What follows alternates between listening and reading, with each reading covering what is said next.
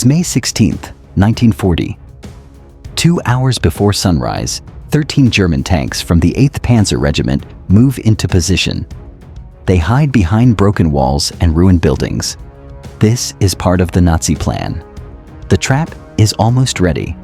From their positions, the German commanders can clearly see the road leading into the small French town of Stonne, just south of the Belgian border. Their tanks are loaded with powerful armor-piercing shells. The German crews are waiting for the French tanks to appear, ready to destroy them. France is struggling under the German attack. French armored units are badly outnumbered and have failed to stop the German advance. But in Stonne, things are about to change. A few hundred yards away, a heavy Char B1 BIS tank from the 1st Company, 41st Tank Battalion, comes around the corner. In the commander's seat is 34-year-old Captain Pierre Billotte. He's the son of General Gaston Billotte from the French First Army. The tank is nicknamed EURE after a river in Normandy. It's a huge 30-ton machine. Its thick, sloped armor makes it very hard for German guns to damage it, unless they shoot from very close. The Char B1 BIS also has a big advantage over the German tanks. It has 2 guns instead of 1. One is a 75mm cannon in the hull, powerful enough to destroy tanks. The other is a 47mm gun in the turret, operated by the commander himself. It can also punch through the thin armor of the German panzers. Captain Billotte sees the German tanks through his scope and quickly gets to work. He shouts orders as the loader loads a shell into the 75mm gun. The gunner aims at a German tank down the road. Inside the turret, Billotte also gets ready to fire. Now that both guns are loaded, shouts of fire echo through the morning air, in both French and German. Loud blasts and bright flashes come from both sides. Tank shells, flying faster than sound, shoot through the air toward their targets. In the middle of the chaos, the German tanks closest to and farthest from the French tank are hit directly and go up in flames. This is a smart move, destroying the first and last tanks traps the others in between. Now, the 11 remaining German panzers are stuck with nowhere to go. Shocked by what just happened, the German crews fire again and again. Their Panzer IV tanks have powerful 75mm guns that could damage the Char B1, but only at close range. They're too far away now, so their shots can't do much. Getting closer might help, but it also means more risk. The Panzer III tanks are in even worse shape.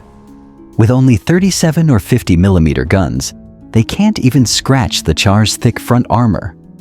The German crews soon realize that their weapons are almost useless, like throwing rocks at a fortress. Even though the situation looks bad, dozens of shells hit the Char's hull and turret. But to the Germans' frustration, they do almost no damage. Some rounds bend the armor, others chip off bits of metal, but none break through. The tank's armor is holding strong. Inside the Char, it's hot and full of smoke. Each hit makes a loud banging sound, like the tank is being smashed with huge hammers. But Billotte and his crew stay calm. They've been through worse. They're focused now and working fast. Load, aim, fire, load, aim, fire. The Char's 2 guns roar again and again. One by one, German tanks burst into flames. Black smoke and fire pour out of them as their ammo explodes inside. Billotte looks around for more targets, but there are none. Then it hits him. They've destroyed every single German tank, all 13 of them. Billotte doesn't waste time celebrating. He tells the driver to turn the tank toward the town to help in the fighting there. By the end of the day, Billotte, his crew, and their now famous Char B1 BIS have destroyed even more German tanks and several artillery guns. Other French tanks arrive as well. The Germans are still in the area, but they don't have weapons strong enough to stop the heavy French tanks.